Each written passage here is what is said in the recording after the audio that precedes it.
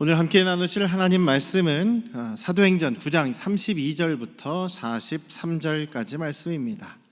사도행전 9장 32절에서 43절까지 말씀입니다.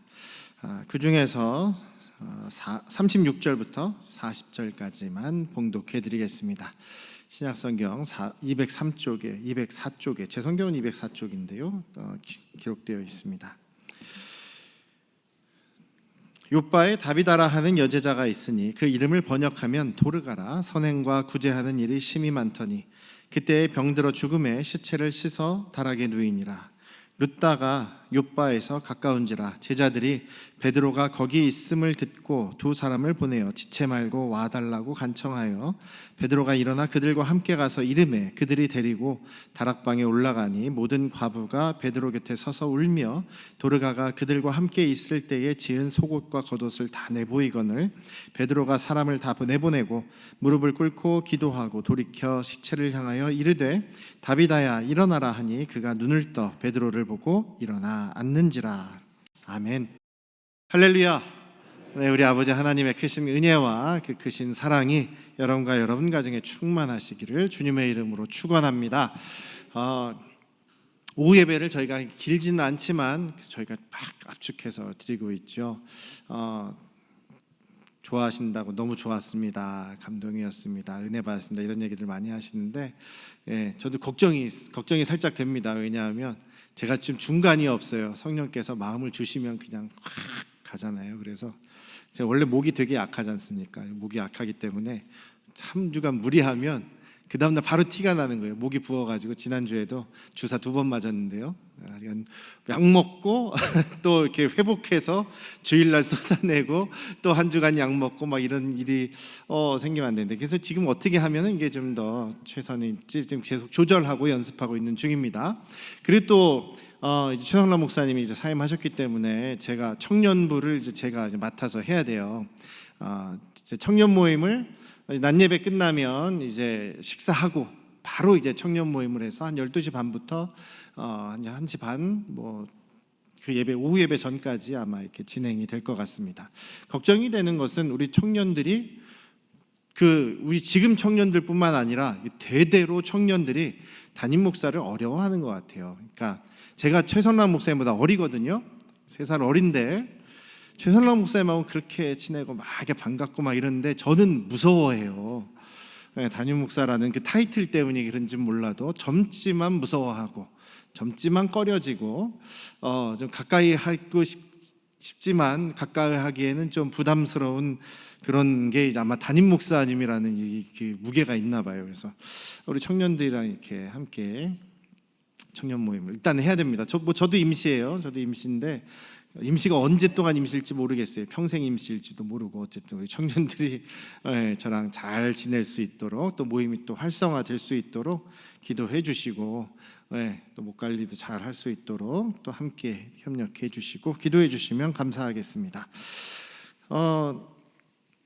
오늘 말씀은요, 지금 그 사울이 회심한 이후의 이야기죠. 사울 회심 사건 이전에 이제 베드로의 이야기가 지금 나옵니다. 베드로가 사마리아 지역을 다니면서 전도 여행을 하는 이야기. 또 오늘도 사울이 이제 그 제사장들과 유대교인들의 이제 타깃이 됐어요. 목표가 됐어요. 그 전에는 교회가 성도들이 목표가 돼서 아주 미움받는, 박해당하는 그런 목표였다고 하면 그 목표가 이제 사울 한 사람으로 좀 이렇게 좀 바뀌었습니다. 그러다 보니까 교회들은 오히려 박해가 좀 적어진 거예요. 그래서 교회가 오히려 좀 평안함을 그런 시기 다시 이렇게 성장하고 전도하는 그런 시기가 되었던 것이죠. 그런 상황에서 이제 베드로가 이제 두루 다녔다. 사방을 두루 다니면서 성도들을 만나러 다녔다. 지도를 한번 보여주시면 오늘 얘기의 배경이 되는 그곳이 아래쪽에 보시면 예루살렘이 있죠. 예루살렘이 해발 900m 되는 높은 지역에 있고 산지에 있고, 그리고 또 약간 노란색 아닙니까? 지도에서 노란색은 황무지 같은 거죠. 광야 지역입니다. 그리고 거기에서 이제 룻다라는 곳으로 가죠. 룻다라는 곳에서 애니아라는 여인을 중풍병을 고치게 됩니다. 룻다에서 이제 오늘을 그 본문의 이제 중심이 되는 것이 다비다 이야기인데요. 다비다를 만나기 위해서 욥바로 가게 되죠. 욥바에서 머물러 있으면서 그리고 이제 고넬료 이방 사람에게 이제 전도하게 되는 곳이 이제 가이사랴예요. 거기 룻다와 욥바와 가이사랴를 보시면 어떤 색입니까? 초록색이죠. 초록색, 평지, 그리고 또 초원, 그리고 또 좀 비옥한 곳입니다. 대대로 그 전통적으로 저쪽 지역은 어떤 사람들이 살고 있었냐면 블레셋 사람들이 살고 있었어요. 블레셋 민족, 이방 민족이 터 잡고 자리 잡고 있던 그런 지역이었습니다. 그래서 예수님 당시에도 그렇고 초대교회 때도 그렇고 이방인들이 참 많이 사는 곳이에요.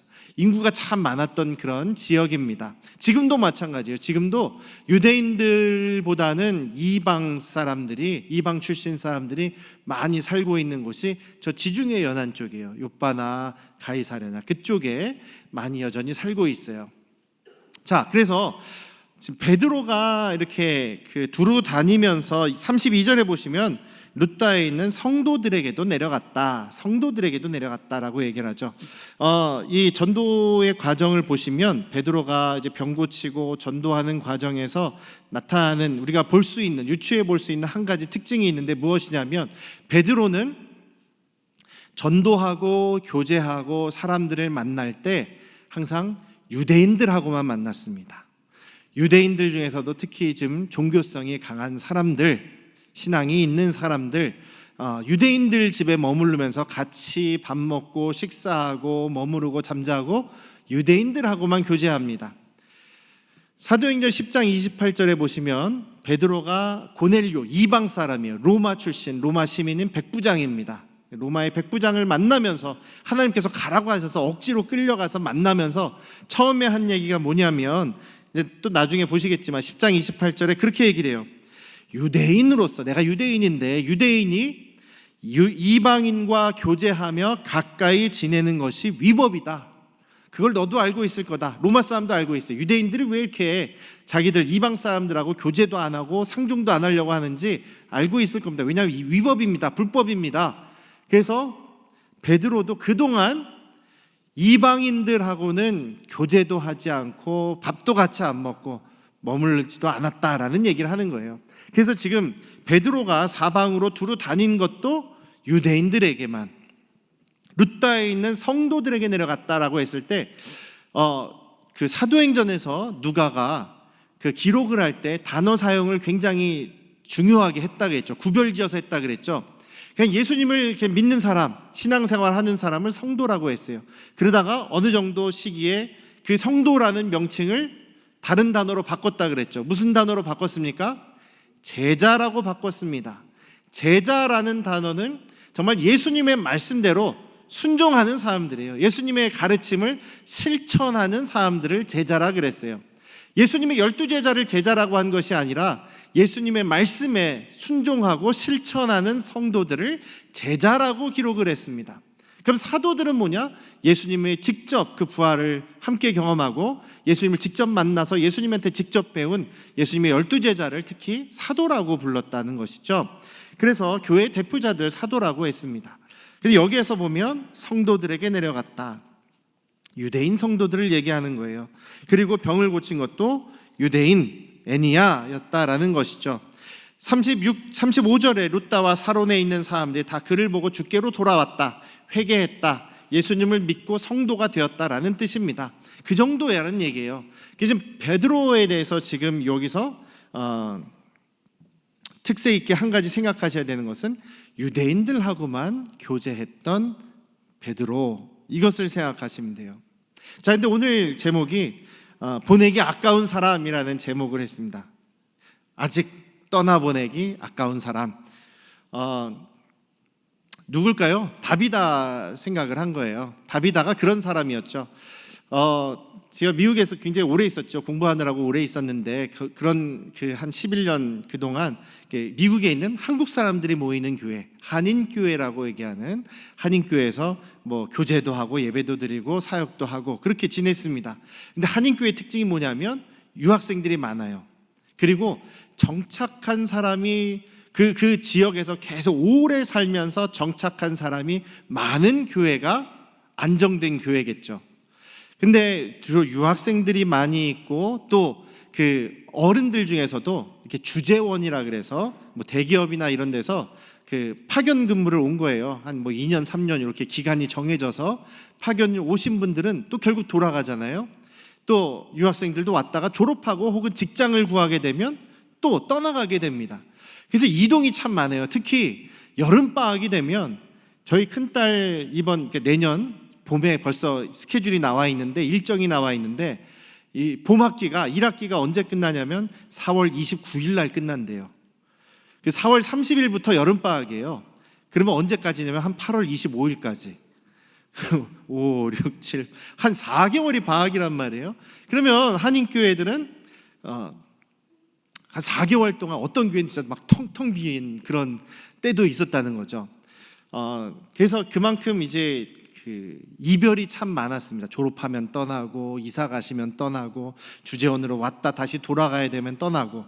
그럴 때 어떤 분들은 참 서로 눈물을 흘리면서 떠나기 아까워하는 그런 분들이 있어요. 특히 저희가 떠날 때 항상 저 때문에 눈물을 흘린 사람 한 명도 없었는데, 저희 그 아내를 붙잡고 가시면 안 돼요, 너무 아쉬워요 하면서 눈물을 흘린 분들이 참 많았어요. 그래서 와, 차별하나? 그러면서 우리 아내는 참 보내기 아까운 사람이었구나, 이런 평가를 봐서 저는 이제 뒤에서 너무나 흐뭇하죠. 저는 뭐 남자들끼리는 뭐 이렇게 울고 뭐 이런 거 없지 않습니까? 그래도 참 그 아내가 그런 평가를 받으니 너무 좋았다, 뭐 이런 생각이 있었습니다만, 다비다가 그런 사람이었다는 거죠. 보내기에 아까운 사람, 떠나보내기에 너무나 아쉬운 사람, 그런 사람 돼야 되지 않겠습니까? 성경적으로 또 그런 또 모델이 우리에게 있는 것이죠. 그래서 저와 여러분들이 혹시라도 뭐 이별하게 되었을 때, 혹시라도 잠시 떠나게 되었을 때, 너무 보내기 아깝다, 저 사람은 나와 떨어지기 싫다, 이런 평가를 받아야 되지 않겠습니까? 누군가 떠나가는데 아이고 저 사람 결국 떠나가는구나, 아이고 속 시원하다, 이런 평가를 받아서는 안 되지 않겠느냐라는 거죠. 그런 사람들도 있지 않습니까? 저와 여러분들이 정말 보내기 아까운 그런 사람, 아쉬운 사람, 떠나 보내서는 안 되는 사람, 그런 사람 되시기를 주님의 이름으로 축원합니다. 다비다가 그런 사람이었다는 거예요. 다비다가 여기 보시면 36절에 욥바에 다비다라는 여제자가 있으니 이를 번역하면 도르가라, 선행과 구제하는 일이 심히 많았다라고 기록하고 있죠. 한마디로 그렇게 기록을 하고 있습니다. 다비다는 한마디로 여제자였다. 여러분들 신약성경 읽으시다가 여제자라는 단어를 오늘 여기 사도행전 말고 다른 데서 혹시 찾아보실 수 있으면 저한테 갖고 와주세요. 짜장면 한 그릇 사드릴게요. 왜냐하면 없어요. 성경 전체를 뒤져봐도 여제자라는 말은 없습니다. 왜냐하면 이 제자라는 게 그냥 남성적인 단어예요. 제자라고 했을 때 대부분 사람들이 남자를 생각하지 여자를 생각하지 않는다는 거예요. 이 당시에 여성들이 되게 무시당하는 시대 아니었습니까? 그리고 여성들은 숫자에도 안 세잖아요. 한 10몇 살부터 60세 이 사이에 남자들만 셌지, 숫자로 이렇게 파악을 했지, 여성들 빼고 어린이들 빼고 60세 넘으신 분들 빼고 이런 취급을 당하신 분들이 여성들이란 말이에요. 그런데 이 본문에서는 누가가 특별히 제자인데 여성인 제자다라고 여기다 여제자라고 기록을 했단 말이에요.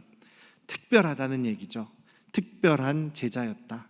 여성이지만 보통 제자들은 다 남자를 생각하는 그 시대에 여성이지만 제자가 뭐라고요? 예수님의 말씀에 순종하며 예수님의 가르침을 따라갔던 제자였다라고 특별히 다비다를 여기에 기록을 하고 있다라는 것이죠. 두 가지 모습에서 다비다의 여제자로서의 아름다운 모습을 생각해 볼 수가 있겠습니다. 첫 번째로는 그의 행함에서 어떤 모습입니까? 36절에 보면 선행과 구제하는 일이 참 많았다. 봉사와 사랑과 섬기는 삶이 너무나 많았던 사람이라. 정말 이 여인이 죽었어요. 우리 그리스도인들은 죽어도 그렇게 많은 경우 덜 슬퍼합니다. 왜냐하면 이것이 끝이 아니라 언젠가 우리가 다시 만날 것을 믿기 때문이죠. 언젠가 죽음 후에 우리가 다시 부활해서 하나님 나라에서 다시 만날 것을 믿기 때문에 좀 덜, 보통 일반 사람들보다 덜 아쉬워합니다. 그런데 여기 있는 이 다비다를 아는 사람들, 다비다가 죽은 다음에 급하게 그 베드로를 불러오죠. 아까 지도를 보셨겠습니다만 욥바하고 이 룻다하고는 가까운 거리예요. 15km 정도 떨어진 거리랍니다. 찾아봤어요. 15km 정도 떨어진 도시 어디서 어디라고 찾으면 될까 했더니 우리 안양에서요. 안양 저 석수동 이제 그 서울하고 경계인 거기서부터 직선 거리로 수원 그 지지대곡에 넘어서 수원까지 딱 그 경계가 되는 그 거리가 16km라는 거예요. 그럼 먼 거리입니까? 짧은 거리입니까? 안양 시내 한번 쭉 직선으로 가는 거리라는 거죠. 15km 걸어가면 한 4-5시간 걸리고 서너 시간 걸릴 수 있고 뛰어가면 1시간 반이면 갈 수 있지 않을까, 그런 생각을 해봅니다.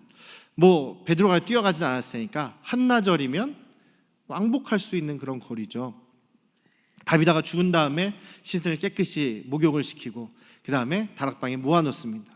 그러면서 베드로를 불러오라, 속히 불러와라, 속히 불러와서 장례에 인도해 주십시오. 이게 아니지 않습니까? 뭡니까? 베드로 불러온 다음에 베드로가 왔다는 소식을 듣고 그 주변에 그 욥바에 살고 있는 욥바 지역에 모든 과부가 찾아옵니다. 모든 과부가 몰려 들어와요. 그러면서 베드로 옆에 서서 막 울면서 베드로에게 이거 보세요, 이 옷 좀 보세요. 다비다가 살아있을 때 병들어 죽기 전에 저를 위해서 만들어준 속옷이에요. 창피하게 속옷을 어떻게 보여줘요? 그런데 이분들은 지금 그런 거 없어요. 이 다비다가요, 저 속옷 옷이 없어서, 당시에 과부들이라고 하면 보호받지 못하는 사람들, 그리고 경제적인 능력이 거의 없는 사람들입니다. 직장도 별로 없었지만 직장 생활을 주로 남자들이 했죠. 남편이 죽은 사람들, 더군다나 아들이나 딸이나 자식까지 없다고 생각해 보십시오. 혈혈단신 혼자 남은 이 사람은 만약에 친정도 없다면, 근데 여기 있는 사람들은 대부분 친정이 없는 사람들이에요.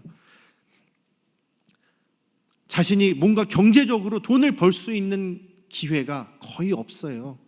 정말 누구의 종으로 들어간다거나 아니면 자기 몸을 팔아가지고 돈을 벌 수 있는 상황밖에 안 되는 거예요. 이런 상황에서 지금 다비다는 이 지역에 있는 모든 과부들에게, 그 어려움을 당한 사람에게 자기 재산으로, 얼마나 재산이 많았던 사람인지 모르겠지만 자기의 재능으로 속옷도 만들어주고 겉옷도 만들어준다는 거예요. 당시에 겉옷은요, 한 벌만 있어도 든든합니다. 왜냐하면 이 겉옷은 그 이불 역할도 하는 거예요. 덮고 자는 역할도 하는 거예요. 낮에 그 기후로부터 몸도 보호하는 역할도 하고요. 겉옷이라는 외투가 참 중요한 역할을 했던 그 당시 상황입니다. 속옷도 만들어주고 겉옷도 만들어주고, 이거 보십시오. 다비다가 살아있는 동안에 얼마나 저희들을 위해서 이렇게 열심히 사랑해줬는데요, 얼마나 저희들을 도와줬는데요 하면서 베드로에게 지금 압력을 넣고 있지 않습니까? 옆구리를 쿡쿡 찌르고 있지 않습니까? 베드로 옆에 서가지고 막 울면서 붙잡고 있지 않습니까? 뭐 해달라는 얘기예요? 빨리 예배 인도해 주세요, 이게 아니잖아요. 어떻게 좀 해보시라고. 베드로에 대한 소문이 어떻습니까? 병자도 고치고 죽은 자도 살아나는 그런 성령의 능력을 지금 힘입은 사람 아니겠습니까? 그 소문이 여기까지 들어온 거죠. 살려달라고 하실 수만 있으면 살려주십시오, 이런 마음으로 지금 베드로를 붙잡고 있습니다. 베드로가 그 이야기를 듣고 저 같아도 하나님께 때 한번 쓰겠어요. 하나님, 이렇게 사랑받고 있는 여성이 먼저 지금 가기 너무 아깝습니다. 좀 살려주세요. 기도했을 거라고요. 기도하자 하나님께서 정말 다비다를 살려주십니다. 어마어마한 일이 일어난 것이죠. 이런 일이 벌어지게 된 것은 이 욥바 지역에 있는 사람들이, 이 모든 과부들이, 다비다에게 은혜를 받은 사람들이 베드로를 붙잡고 기도한 거죠. 하나님께 기도한 거죠. 기도하는 마음으로 베드로에게 매달린 것이고, 또 하나님께서 그 마음을 아시고, 또 하나님께서는 그 기회를 통하여서 그 지역에 있는 사람들을 구원하시기 위한 하나님의 또 계획이 있으셨던 거죠. 그래서 다비다가 다시 살아나게 됩니다. 다비다가 다시 살아나게 되자 42절에 보니까 온 요빠 사람이 알고 그 중에 많은 사람이 주를 믿더라. 두 가지 표현이 있었는데요.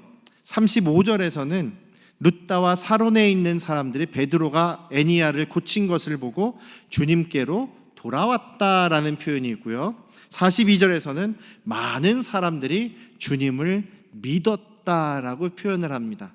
주님을 믿었다라는 것이 그냥 저 예수님 믿습니다. 할렐루야, 예수님 믿습니다. 저 이제 지금 죽어도 천국 갈 자신이 있습니다. 예수 믿고 천국 가겠습니다. 이런 믿음을 얘기하는 게 아닙니다. 주님께로 돌아왔다는 얘기는 회개하고 예수님을 받아들였다, 예수님을 믿게 되었다라는 의미가 있어요. 그런데 여기에서 많은 사람들이 주를 믿었다. 자, 이제 주님이 정말 역사하시니까 믿고 천국 가겠습니다. 이게 아니라는 거예요. 많은 사람들이 다비다와 같은 예수님의 가르침과 말씀에 순종하는 삶을 살아가는 모습이 되었다라는 것입니다. 제자와 같은 모습이 되었다는 것입니다. 다비다가 그동안은 거의 혼자서 정말 열심히 섬기고 봉사하고 도와주고 아끼고 나눠주고 했던 그 사역을 다비다 혼자 하는 것이 아니라 함께 했다라는 것이죠.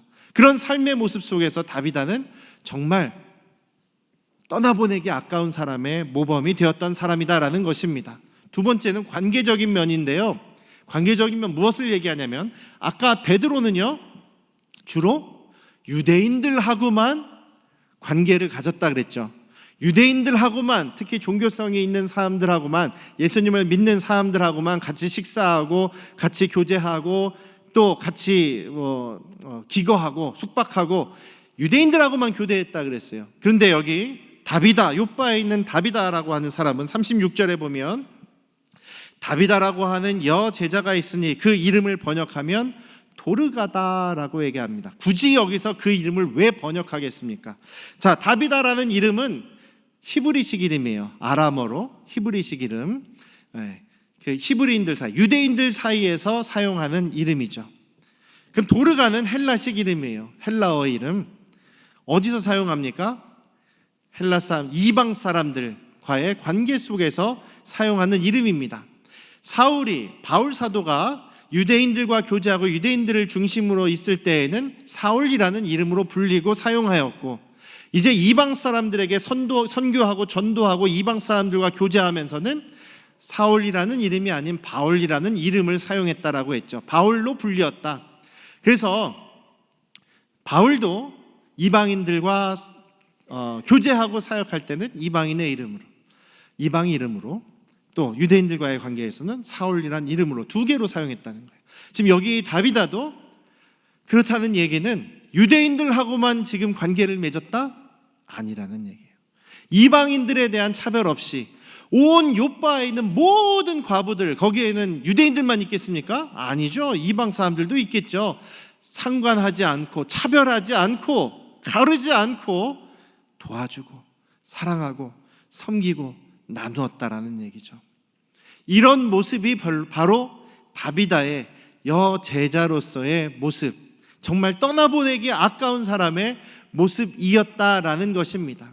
이 다비다가 다시 살아나오는 기적을 통해서 두 가지 변화가 일어납니다. 아까 한 가지 얘기한 것처럼 그 전에는 다비다 혼자 정말 열심히 정말 사랑으로 이 과부들을 섬겼다고 한다면, 그 후에는 첫 번째 변화는 다비다 혼자가 아닌 많은 사람들이 예수님을 믿고 예수님의 말씀대로 순종하면서 살아가는 사람들이 늘어나게 됐다는 겁니다. 다비다와 같은 제자들이 늘어나게 되었다.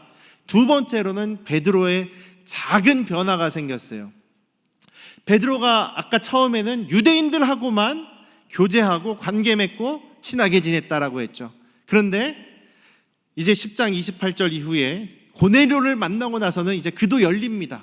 이방인들과 이제 교제하고 하나님이 차별하지 않으셨으니 저도 차별하지 않겠습니다. 이렇게 나갑니다. 그런데 그 중간에 약간의 변화가 생긴 게 바로 43절 말씀이에요.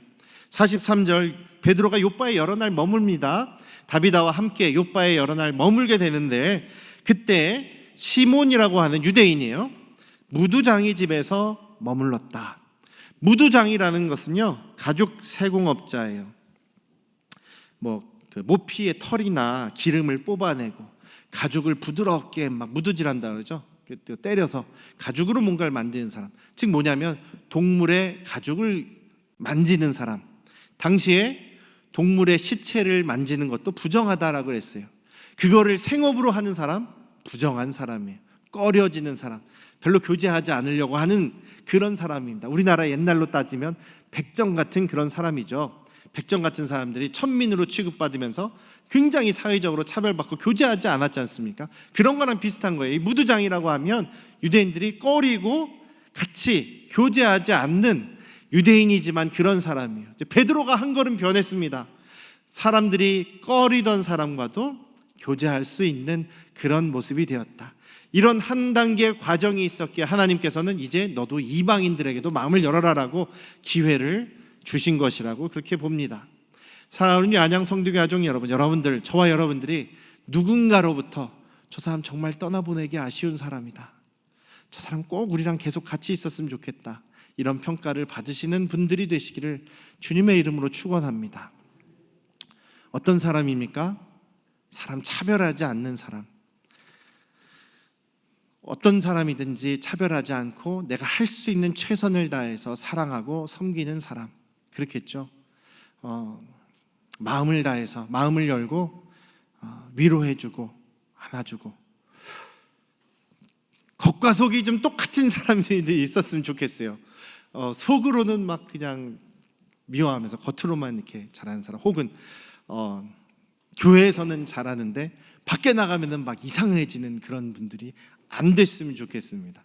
어디서나 예의롭게 질서 있게 또 사랑하고 품어주고 안아주고 가능하면 용서해주면서 정말 다비다와 같은 그런 여제자로서의, 남제자로서의 삶을 살아갈 수 있는 저와 여러분들 되시기를 주님의 이름으로 축원합니다.